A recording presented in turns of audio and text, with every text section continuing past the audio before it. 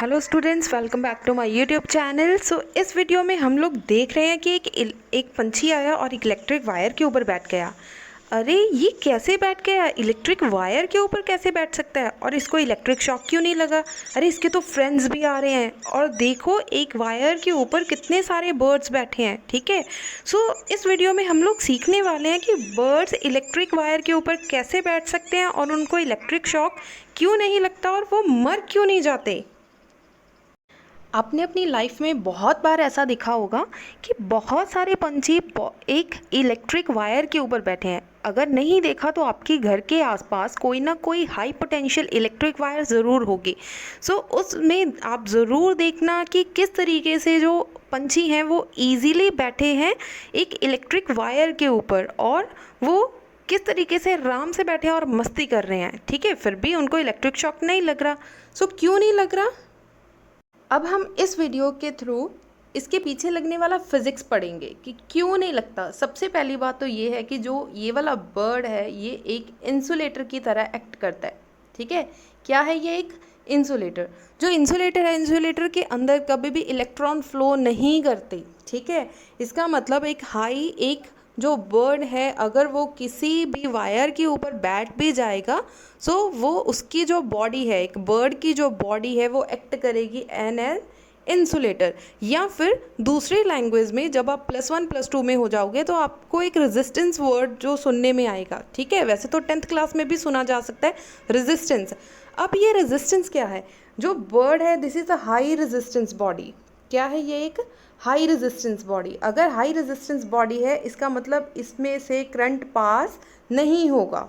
ठीक है, जिसकी रेजिस्टेंस कम है उसमें करंट ज़्यादा फ्लो होगा, जिसमें रेजिस्टेंस ज़्यादा है, करंट को रोकने की कैपेसिटी ज़्यादा है, वहाँ पे करंट कम फ्लो होगा। सो पहला रीज़न तो यही है कि जो बर्ड है वो एक्ट करेगा एज एन इंसुलेटर की तरह। अगर इंसुलेटर है, हाई रेजिस्टेंस बॉडी है, तो उसमें करंट फ्लो नहीं करेगा। अब देखिए, एक बर्ड है जो इजीली एक वायर के ऊपर बैठा है। अब इसके पीछे क्या रीज़न है? Flow of electrons. अब इलेक्ट्रॉन्स जो हैं वो फ्लो कर रहे हैं। मान लो कि आपने एक बैटरी लगाई, बड़ा सा ट्रांसफार्मर लगाया, तो पीछे से करंट आ रहा है। ठीक है, यहाँ से करंट जो है फ्लो कर रहा है। Current means electrons. इसके पीछे की फिज़िक्स को ध्यान से समझिए। अगर किसी वायर के अंदर से करंट पास हो रहा है, इसका मतलब इन फिज़िक्स लैंग्वेज उसको बोलेंगे कि इलेक्ट्रॉन्स फ्लो हो रहे हैं। ठीक है, ध्यान से सुनिए। This electron originated from source. Source कौन सा? Like battery. Move through power line. So this is the power line. इस पावर लाइन के थ्रू जो इलेक्ट्रॉन्स है वो मूव कर रहे हैं and travel all the way back into the earth neutral of the source to complete a circuit. So पूरी wire को हम लोग अर्थ करते हैं। ठीक है, आपके घर पे आपके पेरेंट्स, आपके बड़े ब्रदर, किसी को पता होगा कि इवन हम लोग अपने घर को भी अर्थ करते हैं। अगर कोई भी इलेक्ट्रिक वायर हो तो उसको हम लोग अर्थ करते हैं। ठीक है, अर्थ का मतलब क्या है कि जो भी इलेक्ट्रॉन्स हैं वो धरती में चले जाएंगे, न्यूट्रल हो जाएंगे। ठीक है, off the source to complete a circuit, ताकि एक सर्किट अच्छे से कंप्लीट हो सके। ठीक है, कहाँ से आया हमारा करंट? किसी सोर्स में से इलेक्ट्रॉन ट्रैवल करते हुए एक वायर में से आया और अर्थ में चला गया। अर्थ में जब चला गया इसका मतलब एक कंप्लीट सर्किट, उसने एक कंप्लीट सर्किट कर लिया। In this case circuit is open. अब ध्यान से देखो, अगर एक बर्ड इस तरह से बैठा है, सो क्या हो गया? एक सर्किट कंप्लीट ही नहीं हुआ।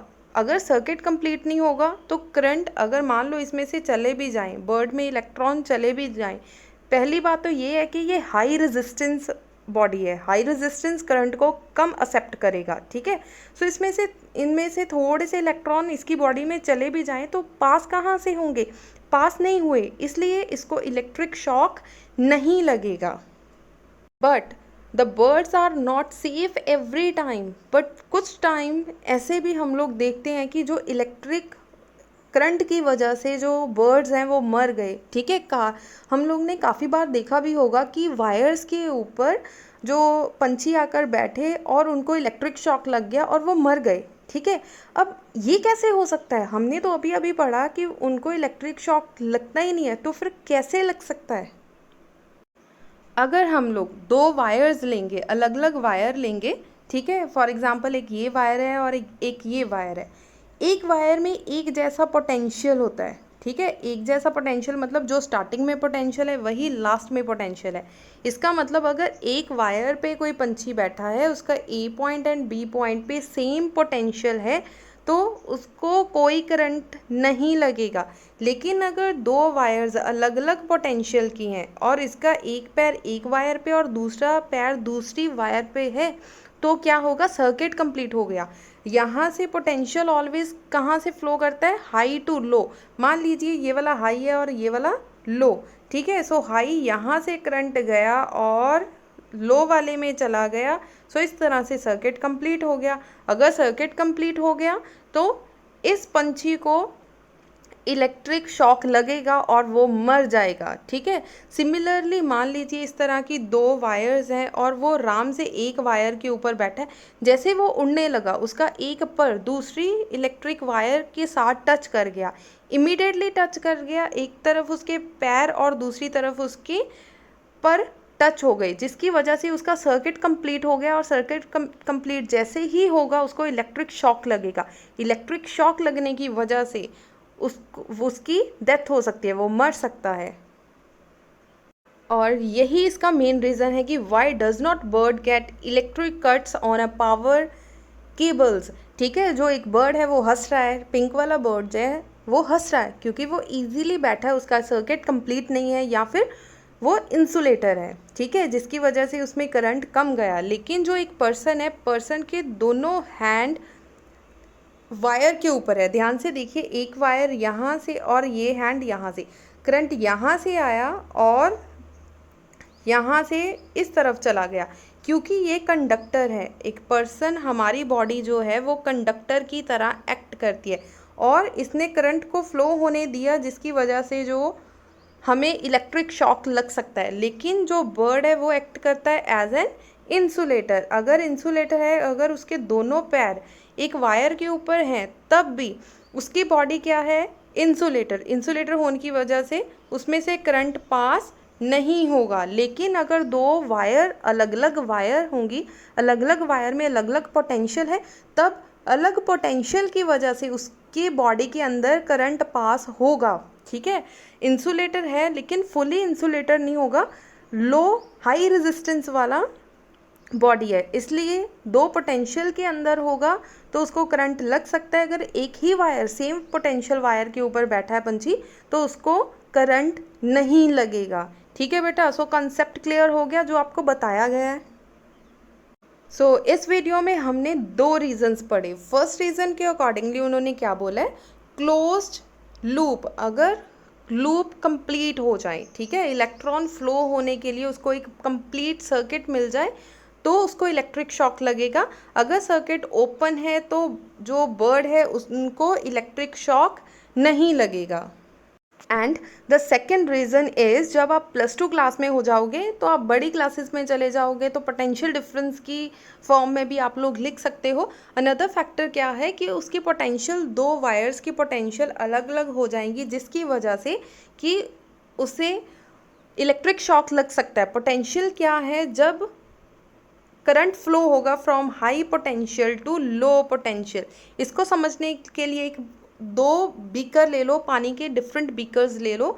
सो हम देखेंगे कि पानी जिसमें ज़्यादा है वो उसमें से फ्लो करके जाएगा जिसमें कम पानी है, ठीक है। मान लो ये बीकर है, इसमें पानी ज़्यादा है और ये बीकर है, इसमें पानी कम है। अगर इसका पाइप हम कॉमन कर दें तो इस ये वाला ज़्यादा वाला पानी जिसमें कम पानी है उस बीकर में चला जाएगा और इक्वल लेवल का पानी आ जाएगा, ठीक है। सो इस तरीके से हम लोग समझ सकते हैं कि पोटेंशियल डिफरेंस की वजह से भी जो बर्ड है उसको करंट लग सकता है। I hope you understand this video. I hope आपको कॉन्सेप्ट क्लियर होगा और आपको वीडियो अच्छी लगी होगी, क्योंकि बहुत सारे बच्चे पूछते हैं कि मैम फ़िज़िक्स हमारी डेली लाइफ में कहाँ यूज़ होती है, फ़िज़िक्स हम लोग क्यों पढ़ते हैं, ठीक है। सो फिज़िक्स का हमारी डेली लाइफ में बहुत ज़्यादा इम्पॉर्टेंस है। सो इसको इसके छोटे छोटे कॉन्सेप्ट अगर आप समझोगे तो आपको फिज़िक्स हर जगह दिखाई देगी कि फ़िज़िक्स हमारी लाइफ में मोस्ट इम्पॉर्टेंट है। अगर आपको वीडियो अच्छी लगी हो तो बेटा लाइक करना, शेयर करना और कमेंट करना। अगर आप मेरे चैनल पे फर्स्ट टाइम आए हो तो प्लीज़ मेरे चैनल को सब्सक्राइब ज़रूर करना। Thank you so much.